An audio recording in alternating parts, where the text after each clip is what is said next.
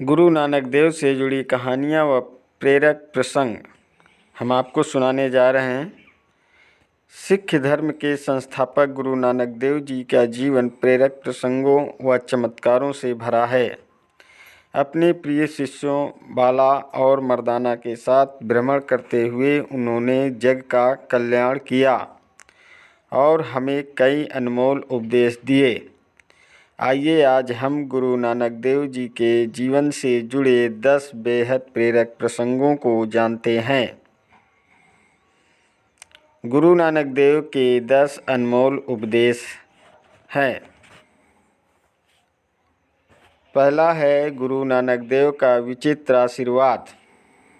एक समय आदरणीय गुरु नानक देव यात्रा करते हुए नास्तिक विचारधारा रखने वाले लोगों के गांव पहुँचे। वहाँ बसे लोगों ने गुरु नानक देव और उनके शिष्यों का आदर सत्कार नहीं किया, उन्हें कटु वचन बोले और तिरस्कार किया। इतना सब होने के बाद भी जाते समय ठिठोली लेते हुए उन्होंने गुरु नानक देव से आशीर्वाद देने को कहा, जिस पर नानक देव ने मुस्कुराते हुए कहा, आबाद रहो। भ्रमण करते हुए कुछ समय बाद गुरु नानक और उनके शिष्य एक दूसरे गांव समीपस्थ गांव जा पहुँचे। उस गांव के लोग नेक, दयालु और प्रभु में आस्था रखने वाले थे। उन्होंने बड़े भाव से सभी का स्वागत सत्कार किया और जाते समय गुरु नानक देव से आशीर्वाद देने की प्रार्थना की। तब गुरु नानक देव ने कहा, उजड़ जाओ। इतना बोलकर वह आगे बढ़ गए। तब उनके शिष्य भी गुरु के पीछे पीछे चलने लगे। आगे चलकर उनमें से एक शिष्य खुद को रोक नहीं सका और बोला, है देव, आपने तिरस्कार करने वाले उद्दंड मनुष्यों को आबाद रहने का आशीर्वाद दिया और सदाचारी शालीन लोगों को उजड़ जाने का कठोर आशीर्वाद क्यों दिया? तब गुरु नानक देव हंसते हुए बोले, सज्जन लोग उजड़ने पर जहाँ भी जाएंगे वहाँ अपनी सज्जनता से उत्तम वातावरण का निर्माण करेंगे, परंतु दुष्ट और दुर्जन व्यक्ति जहाँ विचरण करेगा वहाँ अपने आचार विचार से वातावरण दूषित करेगा। इस प्रयोजन से मैंने उन्हें वही आबाद रहने का आशीर्वाद दिया। अपने गुरु की ऐसी तर्कपूर्ण बात से वो शिष्य संतुष्ट हुआ और वह सब अपने मार्ग पर आगे बढ़ गए।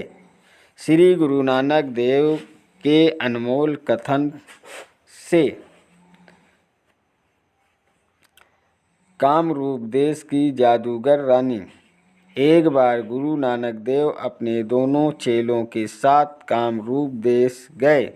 वहाँ के लोग अपने काले जादू के लिए प्रसिद्ध थे। नगर के द्वार पे पहुँचते ही गुरु नानक एक पेड़ की छाँव में ध्यान मुद्रा में बैठ गए।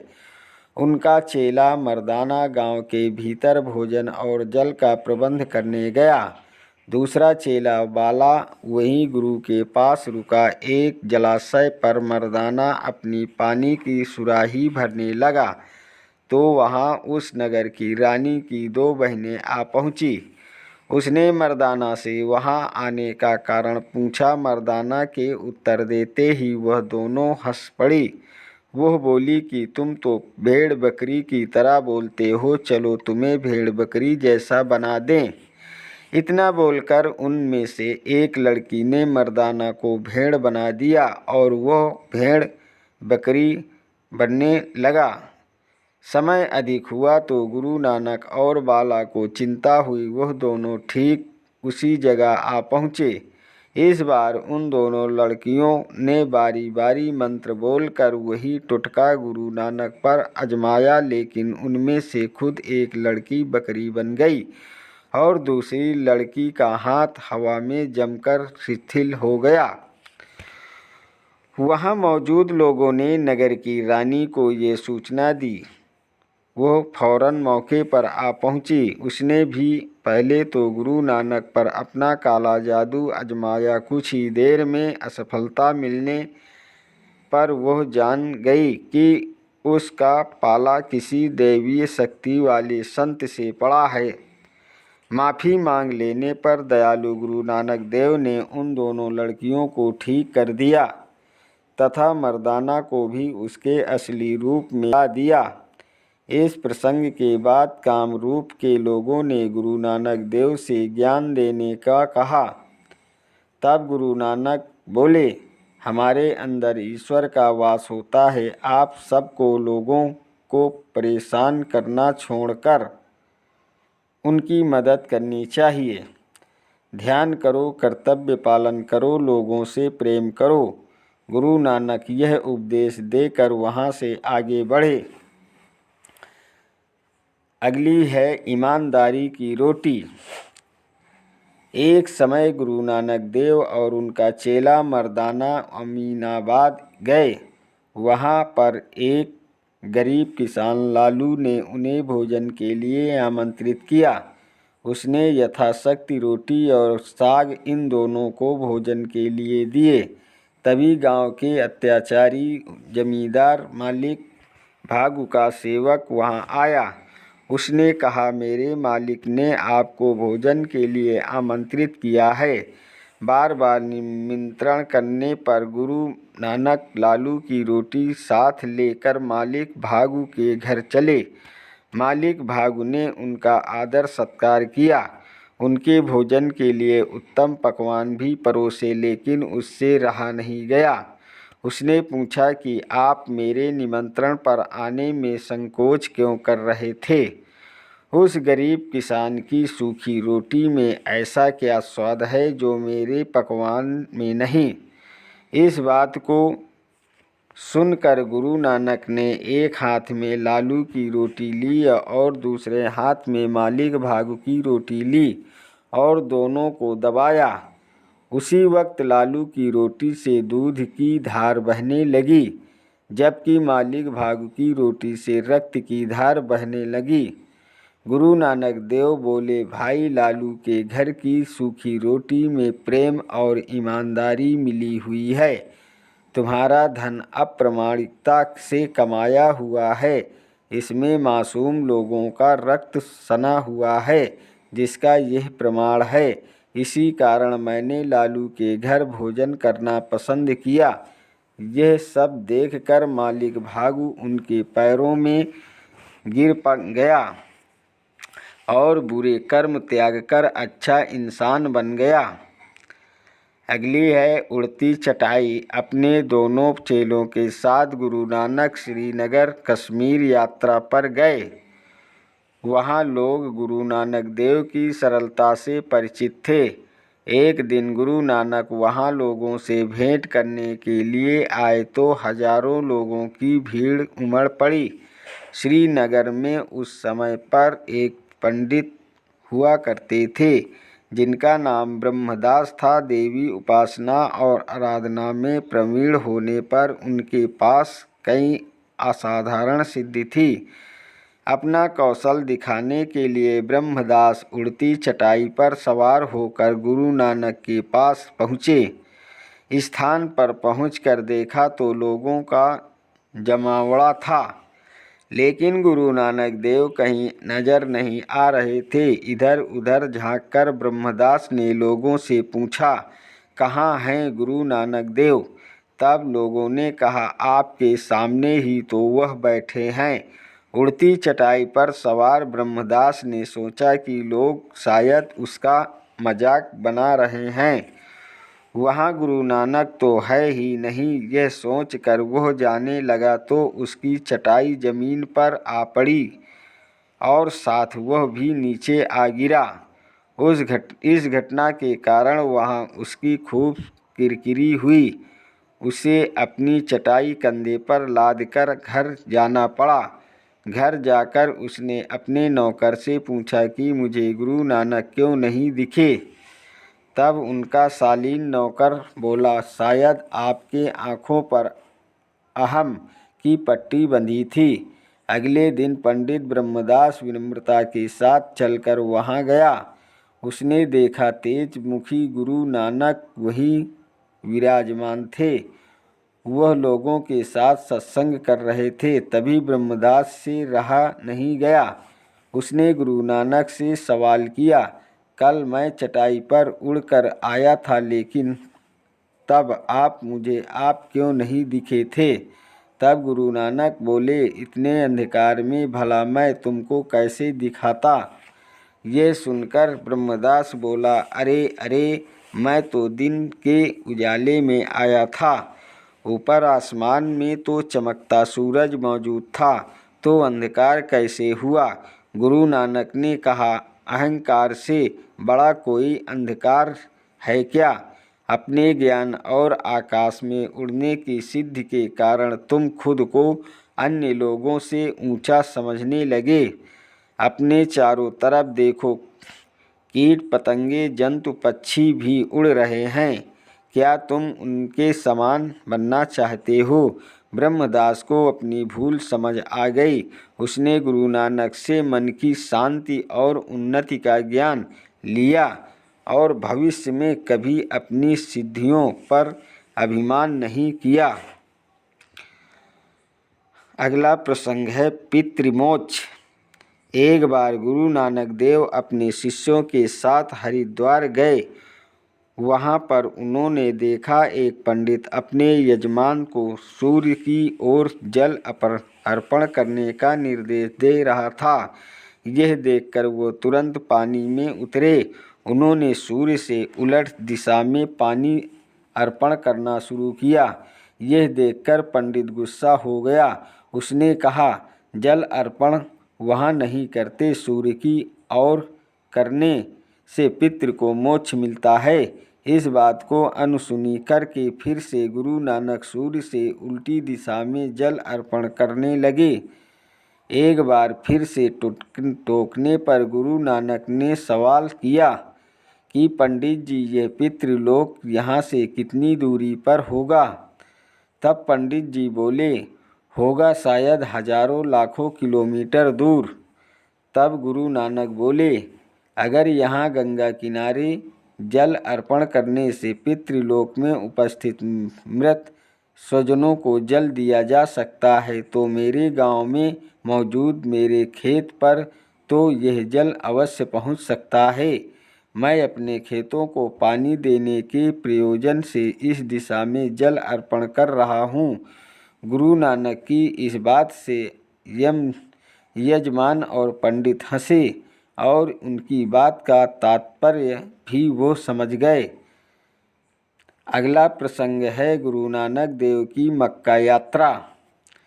एक बार गुरु नानक के मुसलमान चेले मर्दाना ने कहा कि वह मक्का मदीना जाना चाहता है।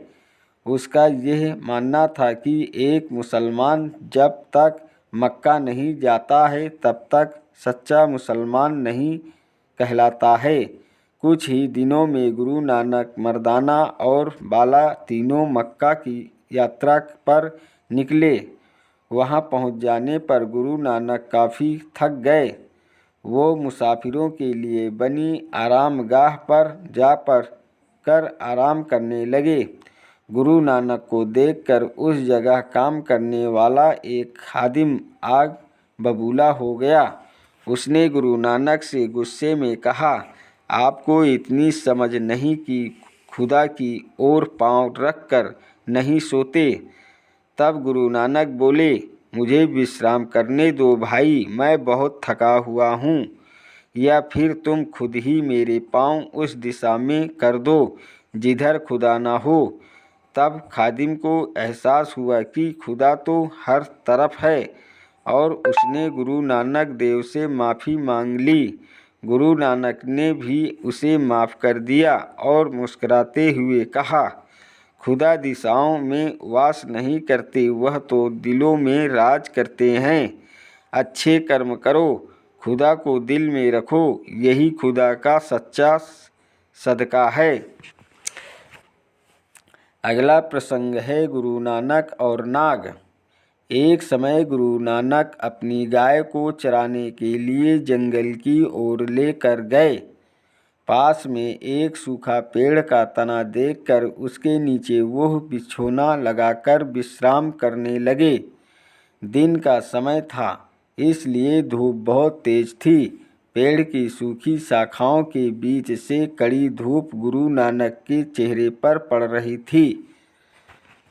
तभी अचानक वहाँ पर एक बड़े फल वाला काला नाग आ पहुँचा और गुरु नानक के पास कुंडली मार के बैठ गया। थोड़ी देर में वहाँ से राय भुल्लर नाम का एक व्यक्ति अपने घोड़े पर निकला। उसने देखा कि एक व्यक्ति सो रहा है और जहरीला नाग उसे दंश करने की फिराक में है।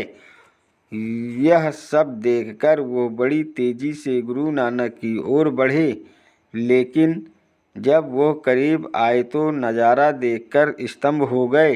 वो काला नाग गुरु नानक को दंश देने नहीं आया था, वो अपना फन फैलाकर गुरु नानक के चेहरे पर पड़ने वाली तीक्ष्ण धूप को रोक रहा था।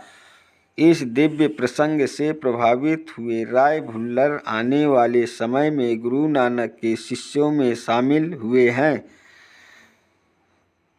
दोस्तों, अगला प्रसंग है बालक नानक का यज्ञोपवीत। कल्याण राय ने एक बार अपने पुत्र नानक को यज्ञोपवीत कराने हेतु कुटुंब और परिचितों को आमंत्रित किया। बालक नानक आसन पर बैठे, मंत्रोच्चार शुरू हुआ। तब नानक ने पुरोहित से इस विधि का प्रयोजन पूछा। तब पुरोहित ने कहा, तुम्हारा यज्ञोपवीत संस्कार हो रहा है। हिंदू धर्म मर्यादा अनुसार पवित्र सूत को धारण करना कल्याणकारी होता है। इससे तुम्हें धर्म में दीक्षित कराया जा रहा है। कौतूहलवश नानक बोले, यह तो सूत का धागा है, गंदा हो जाएगा ना, और छूट भी सकता है। इस प्रश्न के जवाब में पुरोहित जी ने समझाया कि मैला होने पर इसे साफ कर सकते हैं और खंडित हो जाने पर इसे बदला भी जा सकता है।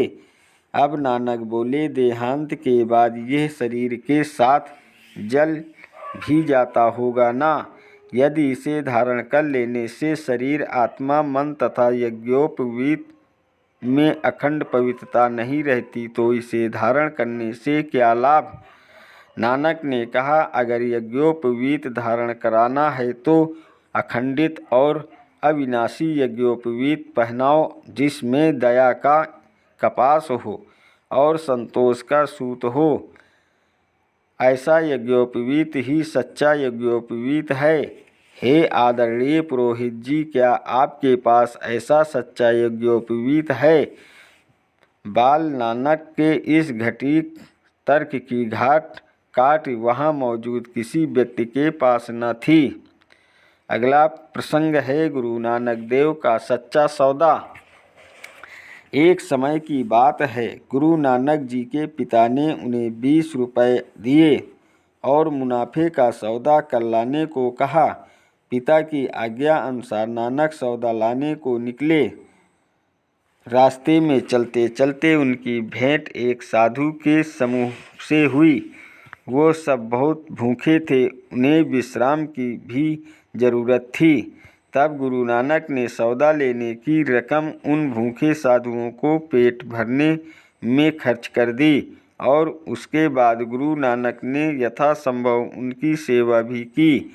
युवा नानक के इस दयालु आचरण से साधु गण अत्यंत प्रसन्न हुए और उन्होंने गुरु नानक को आशीर्वाद दिया। घर लौटने पर पिता ने सौदे के बारे में पूछा। तब गुरु नानक बोले, मैं सच्चा सौदा करके आया हूँ। ज़रूरतमंद की मदद करना ही सच्चा सौदा है। गुरु नानक के इस मानवतावादी विचारधारा से उनके पिता बहुत खुश हुए और उन्होंने पुत्र नानक को गले से लगा लिया। अगला प्रसंग है गुरु नानक देव और कोड़ी। एक बार गुरु नानक देव जी अपने शिष्यों के साथ जगत का उद्धार करते हुए एक गांव पहुँचे। वहां गांव के बाहर सबसे अलग थलग एक झोपड़ी बनी थी, जिसमें कुष्ठ रोग से ग्रसित एक आदमी रहता था। नानक देव जी उस कोड़ी के पास गए और रात भर इस झोपड़ी में ठहरने की अनुमति मांगी। कोढ़ी को आश्चर्य हुआ कि एक तरफ जहाँ उसे पूरे गांव वालों, यहाँ तक कि उसके घर वालों ने भी अलग कर दिया और कोई उससे बात नहीं करता, वहीं ये लोग उसके घर में रात भर रहना चाहते हैं। वह कुछ बोल ना सका और सिर्फ नानक देव जी को और देखता रहा। कुछ देर में मर्दाना और बाला ने भजन कीर्तन शुरू कर दिया। कोढ़ी बड़े ध्यान से कीर्तन सुनने लगा। कुछ देर बाद गुरु नानक ने उससे पूछा, भाई तुम यहाँ गांव के बाहर इस झोपड़ी में अकेले क्यों रहते हो? तब कोढ़ी ने दुखी मन से बताया कि उसे कोढ़ है, जिस कारण उसके घर वाले ने भी उससे संबंध खत्म कर लिए और पूरे गांव में कोई परछाई तक करीब नहीं जाने देता। तब नानक ने कहा, जरा मुझे भी तो अपना रोग दिखाओ। फिर जैसे ही वो कोढ़ी नानक जी को अपना रोग दिखाने को उठा, एक महान चमत्कार हुआ। उसके हाथ पांव की उंगलियां सीधी हो गई, सभी अंग ठीक प्रकार से काम करने लगे। उसका कुष्ठ रोग हमेशा के लिए खत्म हो गया। वह नानक देव जी के चरणों में लिपट पड़ा। नानक जी ने उसे उठाया और गले लगा कर कहा, प्रभु का स्मरण करो और लोगों की सेवा करो। यही मनुष्य के जीवन का मुख्य कार्य है। दोस्तों, ये वीडियो आपको कैसी लगी? यदि अच्छी लगी हो तो लाइक, शेयर और सब्सक्राइब जरूर कीजिएगा। चैनल पर नए हैं तो बेल वाली घंटी दबाना मत भूलिएगा, ताकि आपको इसी प्रकार की नोटिफिकेशन हमेशा मिलती रहे। थैंक यू सो मच मेरा यूट्यूब वीडियो देखने का। आप सभी को नमस्कार दोस्तों, जय हिंद।